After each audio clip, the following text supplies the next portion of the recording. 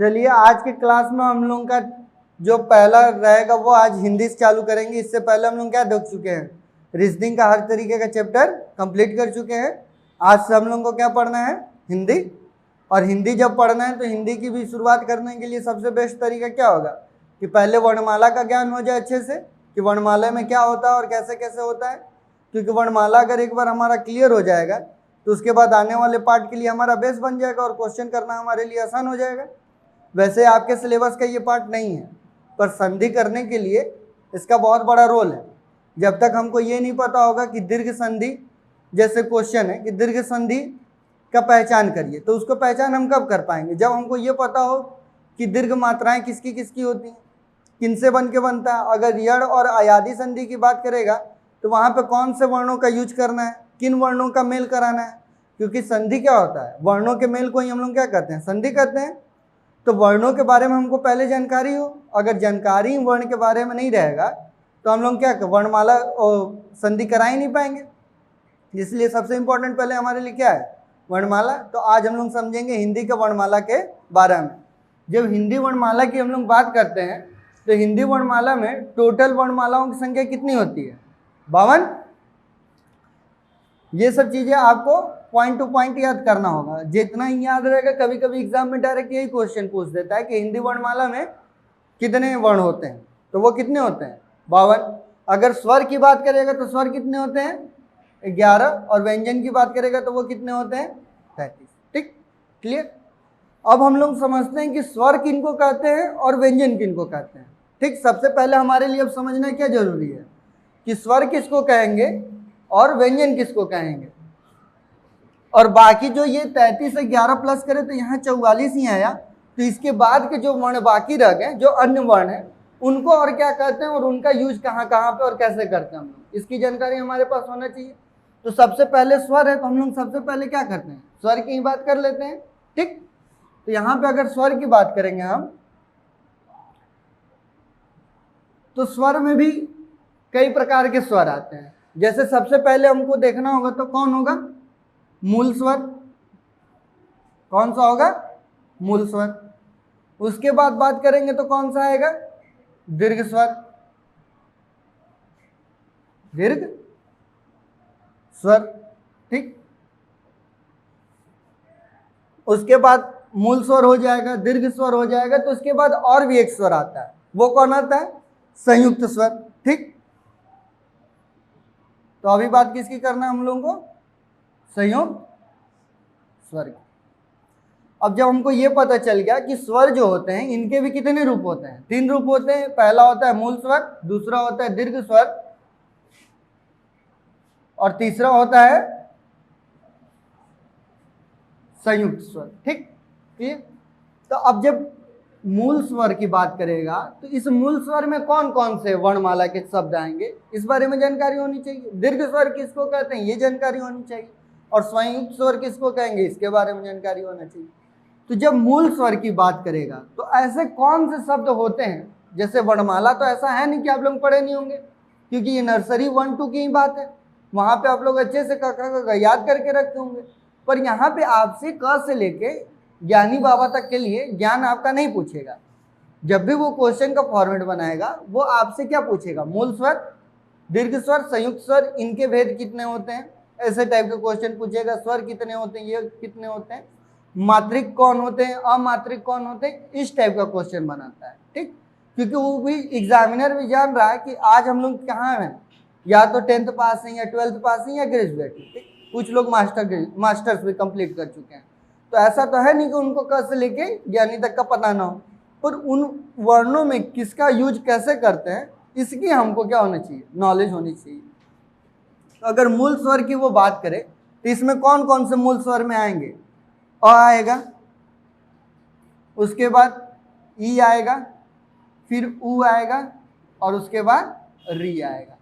इन 4 वर्णों को ही हम लोग क्या कहते हैं, मूल स्वर कहते हैं। ठीक, अ ई उ री, इनको ही मूल स्वर क्यों कहते हैं, क्योंकि इसके बाद जितने भी वर्ड आएंगे उनमें इनका रोल ऑटोमेटिक दिखाई देगा। ये बेस है, इनसे बनने के बाद ही ये दीर्घ स्वर आएंगे और इनसे बनने के बाद ही संयुक्त स्वर आएंगे। इसीलिए इनको कहते हैं मूल स्वर। मूल का मतलब ये होता है जहां से आरंभ हुआ हो, तो आरंभ यहीं से हुआ है, ठीक।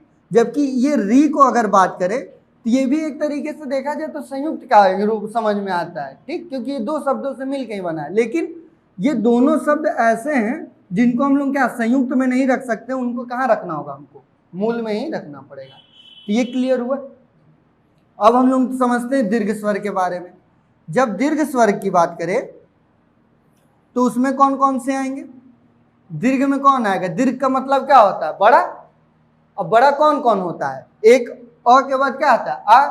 तो अ का वो बड़ा रूप है, तो यहाँ पे कौन सा आएगा? आ। उसके बाद कौन सा आएगा? बड़ी। उसके बाद कौन सा आएगा? बड़ा हो। यही 3 लेटर्स आते हैं सबसे बड़े वाले में, दिखते हैं हमको, तो यही दीर्घ स्वर भी होते हैं, आ, बड़ा ई और बड़ा हो। क्लियर? अब दीर्घ इनको क्यों कहते हैं समझ में आए? क्योंकि इनका मूल स्वर क्या था? अ था, ई था, उ था। जब इन्हीं में हम लोग क्या किए, इसका बड़ा उच्चारण, मतलब कि हमको उच्चारण में ज्यादा समय चाहिए। मेन मोटिव होता है यहाँ पे इन लेटर्स को छोटा करना या इन लेटर्स को बड़ा करने का मतलब बस ये होता है कि हमको कौन सा वर्ण बोलने में कितना समय चाहिए। अगर बस अ की बात करें तो सिर्फ इतने में ही बोल सकते हैं अ, लेकिन जब आ की बात करेंगे तो वहां पे क्या होता है? बड़ा मुंह भी खुलता है और समय भी ज्यादा लगता है। आ, अ, देखो अंतर समझ में आया? ई की बात करें, ई, क्योंकि ई छोटी ई को हम लोग बस कितना पढ़ते हैं? ई, और इसको पढ़ेंगे तो ई बड़ा खींचेंगे। उसी तरीके से ऊ की बात करें तो यहाँ पे ऊ, और उसको पढ़ेंगे तो ऊ, ठीक। यहाँ पे क्या होता है? हमारा टोन चेंज हो जाता है, जिसके वजह से उसको हम लोग कहाँ रखते हैं? दीर्घ में रखते हैं। क्लियर? उसके बाद जब बात करें हम लोग संयुक्त की, कि संयुक्त स्वर में कौन कौन से आएंगे, तो आप खुद देखिए, अ ई उ, आ ई उ, इतना कंप्लीट हो गया। तो अब बच कौन से लेटर गए? ए, ओ, औ, यही लेटर बच गए। इनको हम लोग क्या कर लेंगे? संयुक्त स्वर में। अब इनको संयुक्त ही क्यों बोला जाता है, ये भी आपका एक क्वेश्चन होना चाहिए कि सर जैसे ये समझ में आया हमको कि ये मूल स्वर है, इनसे सबकी उत्पत्ति होगी। ये दीर्घ है क्योंकि इनका ही क्या है? बड़ा रूप है। तो इनको हम क्यों ए ओ और ओ कहते हैं? क्यों कहते हैं? संयुक्त में इनको क्यों रखते हैं? क्योंकि ये खुद क्या हुए हैं? 2 लेटर से मिल के बने, इसीलिए इनको हम लोग क्या कहते हैं? संयुक्त कहते हैं। जैसे कि ये अ और ई से मिलके बना है, ठीक, इसीलिए इसके उच्चारण भी हम लोग कैसे कहते हैं? ए, ठीक। इसमें क्या कौन सा? इसमें मात्रा एक आ गया, यानी कि ये इसका बड़ा रूप है, तो ये जब बड़ा रूप है तो इसका भी बड़ा रूप आ जाएगा, तो ये अ प्लस क्या आ जाएगा? बड़ी, ठीक। उसी तरीके से इसकी बात करेंगे तो ये कौन सा आएगा? अ प्लस उ, और ये कौन सा आ जाएगा? अ प्लस बड़ा उ। क्लियर हुआ? यहां तक समझ में आया कि इनको क्यों संयुक्त कहते हैं? इस तरीके कोई डाउट नहीं। अब हम लोग समझते हैं कि इन स्वरों के मात्राएं कौन सी होती है, क्योंकि मात्रा वाला पार्ट भी हमारे लिए सबसे ज्यादा इंपॉर्टेंट होता है कि किस स्वर का कौन सा मात्रा होता है, ठीक। तो अगर यहीं पे समझा दे तो नहीं दिक्कत होगा, एक क्रम में इसको समझाते हैं, तो उसको देखते हैं नेक्स्ट स्लाइड पे। अब हम लोग समझते हैं सबके मात्राओं के बारे में। जैसे अ की बात करेगा तो ये एकमात्र स्वर है जो बिना मात्रा के होता है, ठीक, पर सबसे ज्यादा यूज भी तब पर भी इसी का होता है। बिना मात्रा के है पर सबसे ज्यादा यूज भी इसी का होता है, क्योंकि कोई भी व्यंजन जो होता है वो बिना अ के कंप्लीट ही नहीं होता है। जैसे अगर हम क की बात करें तो ये क अपने आप में आधा क प्लस अ से मिलकर बना है, ठीक। ये अमात्रिक होते हुए भी सबसे ज्यादा यूज होता है, क्योंकि जितने भी व्यंजन आएंगे उन सबके संग ऑटोमेटिक कौन आएगा? आएगा। अगर च की बात करें तो वहां भी आएगा, ठीक, प की बात करें तब पर भी आएगा। मतलब ये कंपलसरी है, आएगा। अगर ये नहीं आएगा तो उसको हम लोग क्या कहते हैं? आधा क, जिसके नीचे हलंत भी या फिर क के नीचे लगा होता है, ठीक। तो ये अब हम लोग समझते हैं इस मात्राओं के। तो आ का मात्रा खड़ी पाई बचपन में ही पढ़े होंगे। अच्छा, ये बचपन वाली चीजें अभी पढ़ रहे हैं तो थोड़ा बचपना भी याद आ रहा होगा। कि अरे सर ये सब तो बचपन में पढ़े थे, पर क्या बताएं सही से नहीं पढ़े थे। दिक्कत थोड़ी बस इसी बात की है? वरना आज यहाँ पे कखा गखा तो नहीं पढ़ना पड़ता। और कुछ लोग के दिमाग में ये भी आ रहा होगा कि अरे सर इतने बड़े हो गए, कोई देखेगा तो क्या कहेगा, कखा गखा पढ़ा रहे हैं सर अभी हम लोगों को। तो इसमें घबराने वाली बात नहीं है। इस टाइम के जनरेशन में कोई भी हो, अगर वो हिंदी का पढ़ रहा है तो उसको कखा गखा पढ़ना ही पड़ेगा। अब वो अपने आप को नर्सरी का बच्चा समझे या फिर ग्रेजुएट समझे, पर पढ़ना तो उसको पड़ेगा। ठीक, बड़ी की मात्रा, ठीक, छोटा ऊ का, बड़ा ऊ का, री का, ए का, ओ का, औ का। ठीक, क्लियर। अब जब ये मात्राएं हमारे क्लियर हो जाएं और इस चीज मात्राओं को हमको क्या करना है, दिमाग में सेट रखना है। वैसे यूज करते करते तो हमको सारे मात्राओं का ज्ञान तो पहले से ही है, पर कंपलसरी हो जाता है कि जब हम संधि विच्छेद करते हैं तो वहां पे इनका ही सबसे ज्यादा रोल हमको दिखने के मिलेगा। जैसे अगर अ प्लस अ की हम बात कर लें, तब पर भी ये कौन सा बनाएगा, आ ही बनाएगा। समझ में आया? अगर यहाँ पे आ है और यहाँ पे अ कर लें, तब पर भी ये क्या बनाएगा, आ ही बनाएगा। अगर यहाँ पे आ है प्लस आ है, अब ये सोचेंगे कि दो आ गया तो यहाँ पे 3 डंडी लगा देंगे, तो नहीं, अभी भी आ ही बनेगा। ऐसे ऐसे डंडी नहीं लगाना, यहाँ पे कितना भी आए। ठीक, उसके बाद अगर यहाँ पे शुरुआत में जैसे अगर ये कर ले कि अ है और बाद में आ है, तब पर भी कौन सा मात्रा आएगा, आ ही आएगा। ठीक, यही क्रम सब में काम करेगा। ये सारे दीर्घ स्वर के बारे में ही जानकारी है, ऐसा नहीं कि बस स्वर के बारे में। ये दीर्घ जानकारी की मतलब ये हमको यूज होना है, पता होना चाहिए। और जब हमको ये चीज क्लियर हो जाता है ना, मात्राएं या फिर संधि, तो इससे सिर्फ संधि ही नहीं कंप्लीट होता है, इससे आपका आने वाला जितना भी, जैसे कि शब्दों का जो त्रुटि देखना होता है वो भी आपको क्लियर हो जाता है। क्योंकि जब आपको संधि विच्छेद करना आता है तो आप इस चीज को देख सकते कि अगर संधि को तोड़े हैं और वहां पे छोटी ई है और बाद में अगर उसका मेल होगा तो वो हमेशा बड़ी ई ही बनाएंगे। समझ में आ रहा है? तो जब बड़ी ई आएगी तो बीच में मात्रा भी किसका हमको दिखना चाहिए, बड़ी ई का। तो उससे हमारा क्लियर होता है कि यहाँ पे कब बड़ी ई की यूज होती है, कब छोटा ऊ का होगा, कब बड़ा ऊ आएगा। ये सब चीजें क्या होती है, क्लियर होने लगती है। इसीलिए हमको इस मात्राओं का क्या होना चाहिए, अच्छे से ज्ञान होना चाहिए। ये मात्रा याद करने की तो कोई चीज है नहीं, आप लोग को याद भी होगा, बस ये याद करना है कि कौन सा किसके साथ मिलके बना हुआ है और कैसे कैसे इसका यूज करना है। ठीक, अब हम लोग समझते हैं व्यंजन के बारे में। अब हम लोग समझते हैं व्यंजन के बारे में। जब बात व्यंजन की करेगी तो हमको बस ये समझना होता है कि टोटल व्यंजनों की संख्या हम लोग क्या पढ़े थे, मूल व्यंजनों की संख्या कितनी होती है, 33, यही पढ़े थे। ठीक, अगर 33 पढ़े थे तो इसमें भी वर्गीकरण किया जाता है कि मूल व्यंजन का भी वर्गीकृत होता है। जैसे कि अंतस्थ की बात करें तो वो कितना होता है, 4। उष्म की बात करें तो वो कितना होता है, 4। और स्पर्श व्यंजी की बात करें तो वो कितना होता है, 25। अब स्पर्श व्यंजी में कौन आएंगे, तो यहाँ पे क वर्ग से लेके प वर्ग तक। ठीक, प वर्ग का मतलब क्या हुआ, क से लेके म तक। ठीक, यहाँ पे क ख ग लिखना पढ़ना नहीं है, यहाँ बस हमको ये समझ लेना है कि कौन सा वर्ग क्या होगा। क्योंकि आपको पता ही होगा क वर्ग का मतलब क्या हुआ, क ख ग घ अंग। ठीक, उसी तरीके से अगर प वर्ग की बात करेंगे तो प फ ब भ म। ठीक, क्लियर। तो आपको यहाँ पे क ख ग तो पढ़ना नहीं है, आपको बस ये समझना है कि इसको हम लोग क्या कहते हैं। तो स्पर्श व्यंजी हम इसको क्यों कहते हैं, इसके पीछे भी एक लॉजिक है।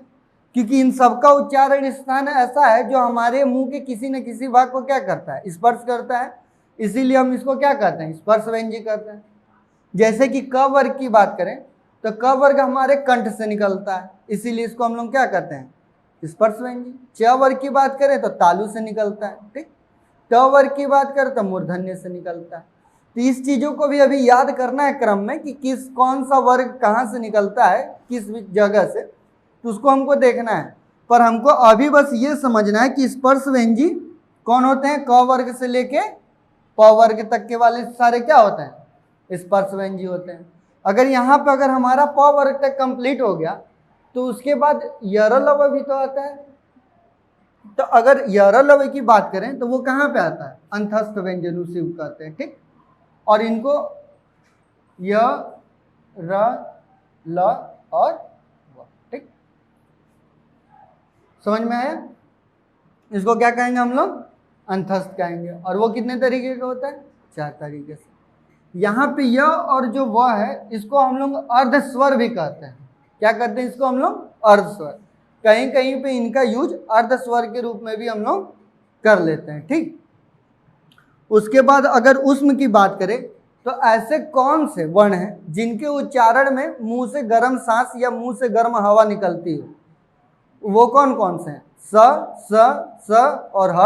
इनको बोलने से मुंह से क्या आ रहा है, गर्म सांस आ रहा है। तो यहाँ पे कौन कौन से आ जाएंगे, स स स और ह, ये आ जाएंगे।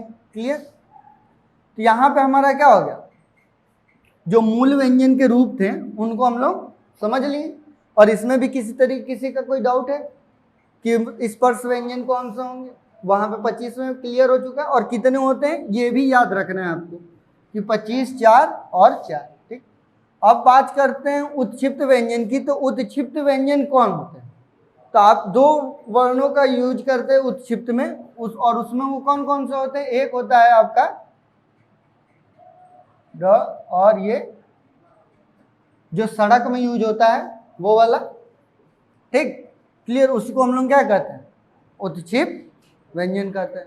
यहाँ क्लियर हुआ। पर अभी दिमाग में आ रहा होगा कि सर यरलव भी हो गया, ह तक भी हो गया, इधर म तक भी हो गया, उधर आ भी हो गया। पर सर ये बताइए छत्र ज्ञ भी तो है, उनका यूज कहाँ होगा, और उनको क्या व्यंजन में काउंट नहीं करते हैं। तो उनको व्यंजन में हम लोग काउंट नहीं करते हैं। इतना नोट हो गया। तो इसके आगे हम बताएं उनको क्या करते हैं, ठीक। अब बस हम लोगों को समझना है कि जो हमारा छत्रज्ञ और स्र है उनका यूज कहाँ पे होता है और उनको क्या कहते हैं। और एक स्वर में जिनका हम लोग लास्ट में यूज करते थे अंग और अह का, उसको भी तो कुछ कहते होंगे। हम जब मूल स्वर की बात किए या स्वर की जब बात किए तो वहां पे इन दोनों का स्थान नहीं था। इनको हम लोग विसर्ग में भी काउंट करते हैं। और विसर्ग में सिर्फ इनको ही नहीं काउंट करते हैं, व्यंजन के भी जितने भी पंचमा अक्षर होते हैं वो सब सारे क्या होते हैं, हम लोग अनुनासिक शब्द होते हैं। और इनको भी हम लोग अनुनासिक में ही काउंट करते हैं, ठीक। तो ये आगे समझा जाएगा। अभी फिलहाल हम लोग ये समझते हैं कि संयुक्ताक्षर में कौन होंगे और अयोग्य वा कौन होंगे, ठीक। और इनको व्यंजन से बाहर रखा जाता है और इनको अन्य वर्ण की श्रेणी में रखा जाता है, ठीक। तो संयुक्ताक्षर की जब बात करेंगे तो यहाँ पे सबसे पहले कौन आएगा, छ, फिर आएगा त्र, फिर आएगा ज्ञ, और फिर आएगा क्या, स्र, ठीक। अगर ये इनका बात कर ले हम तो उसके बाद अयोग्य वाह भी रह जाता है। तो अयोग्य वाह कितने रह जाएंगे, 2। वो कौन कौन से होते हैं, अंग और अ, ठीक। किसी तरीके कोई समस्या। तो ये हमारे क्या हो गए, 52 वर्ण हो गए जिनके बारे में हमको क्या होनी चाहिए थी, जानकारी होनी चाहिए थे। और अब सब आप काउंट करके देख सकते हैं, अब आपका वर्णमाला में 52 लेटर हो चुका होगा, ठीक। तो ये जब हमारा सब कंप्लीट हो जाता है तब उसके बाद हम लोग समझते हैं कि कुछ और एक चीज जो हमेशा एग्जाम में पूछता है, और वो क्या पूछता है कि कौन से शब्द का उच्चारण स्थान कहाँ से होगा। जैसे अ की बात करें तो अ बोलने में हमारे मुंह का कौन सा पार्ट यूज हुआ, वही उच्चारण स्थान होता है कि जहां से वो वर्ड बनकर बाहर आए, उसी को हम लोग क्या कहते हैं, उच्चारण स्थान कहते हैं। अगर अ बोले तो अ में ज्यादा यूज किसका आ रहा है, कंठ का आ रहा है, तो उसको हम लोग क्या कर देंगे, कंठ कर देंगे, ठीक। उसी तरीके से हम लोग हर लेटर्स को पहले समझ लेते हैं, हर वर्ण को, कि उनको कहाँ से उच्चारण होता है और उसका क्या तरीका होता है जिससे हमको वो आसानी से याद हो जाए। क्योंकि एग्जाम में जब बच्चे जाते हैं और वहां पे उच्चारण स्थान पूछता है तो बच्चे कौवे की तरह करकराने लगते हैं, काव काव काव करने लगेंगे। जैसे अब पूछ दिया कि क कहाँ का उच्चारण स्थान क्या है, तो वहां पे एग्जाम में बैठ गए बच्चे, चिल्लाएंगे क क क क। अब समझ में नहीं आ रहा है कि कहाँ से हवा निकल रही है, ठीक। आ बोलने लगेंगे वहीं पे, ठीक। तो उससे क्या होता है, एक तो एग्जाम का माहौल भी खराब करते हैं आप, ठीक। और ऊपर से आप ये भी बता देते हैं कि बस करिए आपके पास ज़्यादा जानकारी है नहीं, कि आपको ये भी नहीं पता कि क का उच्चारण स्थान कहाँ है, ठीक। तो उसको याद करने का क्या तरीका होगा उसको हम लोग देख लेते हैं नेक्स्ट स्लाइड पे। अब हम लोग समझते हैं हर वर्णमाला के कि उनका उच्चारण स्थान क्या होता है। ठीक, अगर जब हम कंठव्य की बात करें कि कंठव्य से मतलब कि कंठ से कौन कौन से वर्ण का उच्चारण होता है, तो सबसे पहले कौन आएगा? क वर्ग, क्योंकि क वर्ग का उच्चारण स्थान क्या है? कंठ से है। उसके बाद तालु की बात करेंगे तो यहाँ पे कौन सा आ जाएगा? फिर च वर्ग। उसके बाद मूर्धन्य की बात करें तो यहाँ पे कौन सा वर्ग आएगा? ट वर्ग। उसके बाद अगर दंत की बात करें तो दंत वाला वर्ड कौन सा है? त थ द ध। यहाँ पे जीभ किससे टकरा रही है? दांत से टकरा रही है। बोल के देखिए आप लोग, त थ द ध न। यहाँ पे क्या हो रहा है? जीभ टकरा रही है दांत से, तो यहाँ पे कौन सा आ जाए? त वर्ग। और लास्ट में ओष्ठ की बात जब करेगा तो यहाँ पे देखिए प फ ब भ बोलने पे क्या हो रहा है? लिप आपस में टकरा रहे हैं, यानी कि यहाँ पे कौन सा आ जाएगा? प वर्ग आ जाएगा। ऐसा नहीं है कि सिर्फ दंत और ओष्ठ ही क्या होंगे? आपस में टकराएंगे। जो भी लिखा है जिस वर्ग में, अगर उस समूह का अगर हम उच्चारण करेंगे पूरे का, तो वहां पे वो इन्वॉल्व होगा हमारे बॉडी का। जैसे कि अगर हम बात कर लें कंठ की, तो क वर्ग जब हम लोग बोलते हैं क ख ग, तो यहाँ पे क्या होता है? कंठ पे हम लोग के कंपन होता है। उसके बाद करें अगर तालु की, तो च जब बोलिए तो आपका जीभ कहाँ जाके लड़ेगा? आपके तलवे में ऊपर लड़ता रहेगा। जैसे च छ बोलने पे क्या हो रहा है? ऊपर लड़ रहा है। ठीक उसी तरीके से मूर्धन्य की जब बात करेंगे तो यहाँ भी जब बोलेंगे तो जीभ आपस में क्या होगा? लटपटा सा जाएगा। जैसे ट ठ, इसमें क्या हो रहा है? जीभ आपस में लटपटा सा जा रहा है, यहाँ पे बीच में लग रहा है। ठीक, दांत और तालु के बीच में, इसीलिए उसको क्या कहते हैं? हम लोग मूर्धन्य कहते हैं। ठीक, अब सिर्फ क वर्ग, च वर्ग, ट वर्ग, त वर्ग, प वर्ग को ही हम लोग क्या कहते हैं? नहीं कहते हैं। अच्छा, बच्चों को ये तो क्रम याद हो जाता है कि क च ट त प, क्योंकि इसी क्रम से क्या लिखते हैं हम लोग? क ख ग घ लिखते हैं। दिक्कत होता है इसको अरेंज करने में कि पहले कंठ आएगा, तालव्य आएगा, मूर्धन्य आएगा, दंत आएगा, ओष्ठ आएगा, तो इसको कैसे हम लोग अरेंज करें? तो इसके लिए सबसे बेस्ट तरीका है, एक ट्रिक है जिससे याद हो जाएगा बहुत आसानी से। वो ट्रिक क्या होगा? जो आज के बच्चों को सबसे फेवरेट भाई कौन हो चुका है? केटीएम। और केटीएम वो किससे मांगेंगे? मम्मी से, क्योंकि खुद से तो अभी कमा के खरीद नहीं पाएंगे, तो क्या करेंगे? मम्मी से मांगेंगे। तो क्या कहेंगे? केटीएम दो मम्मी। क्या कहेंगे? केटीएम दो मम्मी। तो अगर केटीएम दो मम्मी बोलेंगे तो ऐसे ही तो बोलेंगे केटीएम दो और यहाँ बाद में मम्मी। ठीक, क्योंकि मांगने के लिए पापा तो देंगे नहीं, पापा से मांगेंगे तो पापा क्या देंगे? सबको पता है कि पापा क्या देते हैं अच्छे से। तो यहाँ पे किससे मांगेंगे? वो मम्मी से, कि केटीएम दो मम्मी। अब यहाँ पे केटीएम से हम लोग क्या निकाल सकते हैं कि के से हो जाएगा कंठव्य, टी से हो जाएगा तालव्य, एम से हो जाएगा मूर्धन्य, डी से हो जाएगा दंत और ओ से हो जाएगा ओष्ठ। तो ये एक क्रम हमको याद हो गया, क्योंकि ये क्रम तो हमको बचपन से ही पढ़ते आए हैं कि क के बाद च आएगा, फिर ट आएगा, फिर त आएगा, फिर प आएगा। ये क्रम तो हमको याद है। हमको बस इसी को अरेंज करने में दिक्कत होता है, तो ये भी याद से क्या हो जाएगा आपका? Problem solve. बस आपको क्या याद करना है? केटीएम दो मम्मी, मम्मी से केटीएम मांगते रहना है, क्वेश्चन नहीं भूलेगा। अच्छा, सिर्फ यहाँ पे क वर्ग ही नहीं आता है, इसके संग कुछ और भी स्वर हैं, कुछ अन्य वर्ण भी हैं जो जिनका उच्चारण स्थान क्या होता है? कंठ होता है। अब ये क वर्ग न देके आपसे अन्य वर्ण ही ज्यादा पूछते हैं, तो यहाँ पे दूसरा कौन आता है? अ और आ आता है। क्लियर हुआ? इसी के संग जब आप ह बोलते हैं तो सबसे ज्यादा यूज कहाँ पे पड़ रहा है आपके? ह बोलने पे यहाँ कंठ पे ही पड़ रहा है, यानी कि ह भी कहाँ आएगा? इसी में आएगा। इसी के संग वो दोनों हम लोग के विसर्ग भी आएंगे, अंग और अह। उनको भी बोलने पे किसका यूज हो रहा है? कंठ का। तो यहाँ पे भी और कौन दो ठो आ जाएंगे? अंग और अह। ठीक, और इसको आप लोग अपने कॉपी में इसको नोट भी करते रहिए, ताकि ऐसा ना हो कि बाद में रह जाए। और ये सब क्या है? बहुत ही इंपॉर्टेंट क्वेश्चन है, ये हमेशा एग्जाम में आपसे पूछता रहता है। अगर हम च वर्ग की बात करें तो इसमें क्या आएगा? अब अ आ के बाद क्या आता है? ई। तो इसमें भी क्या आएगा? ई और ई। ठीक, इसमें भी यूज किसका करते हैं हम? तालु का करते हैं। इसके साथ एक और वर्ड आता है, और वो कौन सा आता है? य और स। अब इसको हम लोग कैसे याद करें कि अ आ के बाद ई आया, ये तो क्रम बना लिए कि चलो याद हो गया। अब य और स को कैसे याद करें? तो इसको याद करने का एक बहुत ही बेहतरीन तरीका है, और वो क्या है कि आदमी बोलता है ना कि बोलने से ही आपको क्या मिलेगा, यश मिलेगा, और बोलने से ही आपको क्या मिलेगा, गाली भी मिलेगी, दोनों चीज मिलेगी। ऐसा नहीं कि सिर्फ एक ही चीज मिलेगा। हो सकता है किसी को बात पसंद आ जाए तो ताली मिलेगा, और नहीं पसंद आया तो गाली मिलेगा, ठीक, दोनों में से कोई भी एक चीज हो। तो यहाँ पे बोलने से क्या होता है, यश मिलता है, बोलने से ही हमको क्या मिलेगा, यश भी मिलेगा। तो इसको इस तरीके से याद कर लेंगे कि बोलेंगे तो हम क्या मिलेगा, हमको यश मिलेगा, और बोलने में सबसे ज्यादा यूज किसका, तालु का ही करते हैं कि जबान ज्यादा न चलाओ, ठीक। तो उससे याद कर लेंगे हमारा यश, क्लियर।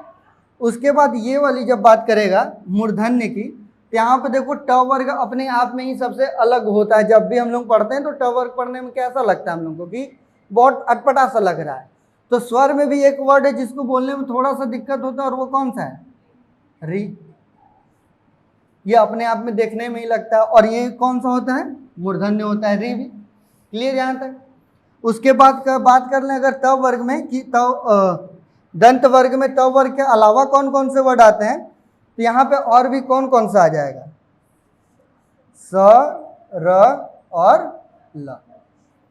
अब इसको कैसे याद करें, जैसे ये सब तो बोलने से यश आ गया, ठीक, और वहां पे स्टार्टिंग से ही क्रम था तो वहां पे कंठ वाला हो गया, पर यहाँ पे दंत वाले में सरल को कैसे याद करें। तो आप हमको ये बताइए, किसी भी चीज को चीरने फाड़ने में सबसे ज्यादा उपयोग आप किसका करते हैं, दांत का। अगर कुछ भी चीज दें हम अगर फाड़ने के लिए, आप हाथ से ज्यादा यूज किसका करते हैं, दांत का, क्योंकि हाथ से फाड़ने से दांत से फाड़ना क्या होता है, सरल होता है आपके लिए। तो वही चीज तो यहाँ भी करना है, दांत का प्रयोग किसके लिए करते हैं, काम को सरल करने के लिए। तो इससे आपको ये भी याद हो जाएगा कि सरल कैसे हो जाता है, जब दांत का यूज करते हैं हाथ के जगह किसी भी चीज को फाड़ने में। ऐसा नहीं कि आप चिड़ने फाड़ने लगिएगा अभी कुछ बैठ के, बस ये याद करने का तरीका बताया जा रहा है कि सरल हो जाता है आपके लिए कैसे, जब हम दांत का प्रयोग करते हैं, ठीक। उसके बाद बात कर लें अगर ओष्ठ की, तो यहाँ पे प वर्ग आया। इसके बाद और कौन से वर्ड आते हैं जहाँ पे ओठ सबसे ज्यादा इन्वॉल्व होते हैं, उ और उ। उसको बोलने पे भी क्या हो रहा है, ओठ का ही ज्यादा यूज दिख रहा है। तो यहाँ पे कौन हो जाएगा, उ और उ। किसी तरीके कोई दिक्कत नहीं। अच्छे, इन सब वर्णों का जब हो जाए तो यहाँ पर हमको एक और वर्ण याद आता है, वो कौन सा आता है कि सर यहाँ पे सब तो हो गए, पर ये बताइए इस ए और ए का भी तो हम लोग यूज करते हैं, ओ और औ का भी तो यूज करते हैं, इनको कब कैसे बोलते हैं, इनके लिए भी तो कोई एक उच्चारण स्थान होगा। तो याद करिए, हम आपको बताए थे कि ए कैसे बनता है, अ प्लस ई से, इसी से तो बताए थे।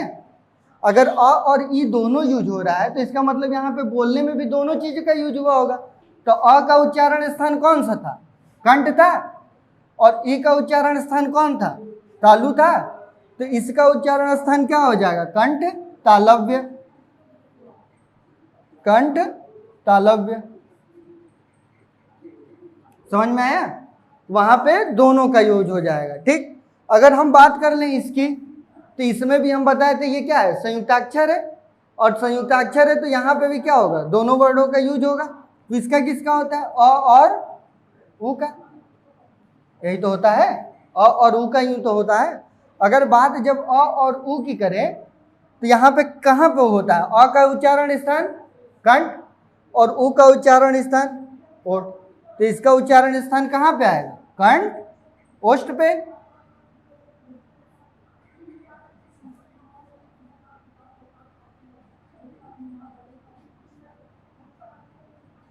समझ में आया, कंठ तालव्य और कंठ ओष्ठ, समझ में आया। तो ये होता है हम लोग का हर तरीके से। अच्छा, कभी कभी ये भी पूछ देता है कि द्वित्व व्यंजन क्या होते हैं। जैसे अभी इतना हम लोग जाने तो एक वर्ड होता है द्वित्व व्यंजन, और उसको पहचानने के लिए क्या वर्ड, जैसे कि बात करें अगर हम दिल्ली की, किसकी बात करें, दिल्ली, यानी कि जब सेम ही वर्ड सेम ही व्यंजन एक आधा और एक पूरा हमको दिखता है, तो उसी को हम लोग क्या कहते हैं, द्वित्व व्यंजन कहते हैं। ये आपके सिलेबस के अकॉर्डिंग नहीं है, पर आपको इस बारे में भी क्या होनी चाहिए, जानकारी होनी चाहिए कि द्वित्व व्यंजन किसको कहते हैं। तो जहाँ पे भी सेम शब्द का ही, मतलब कि सेम वर्ण का ही, जैसे कि ल है और आगे भी आधा ल है, तो वहाँ पे क्या हो जाएगा, द्वित व्यंजन हो जाएगा। ठीक, तो आज के वीडियो में सिर्फ इतना ही रहने देते हैं, अब मिलेंगे हम लोग नेक्स्ट वीडियो में, तब तक के लिए जय हिंद जय भारत।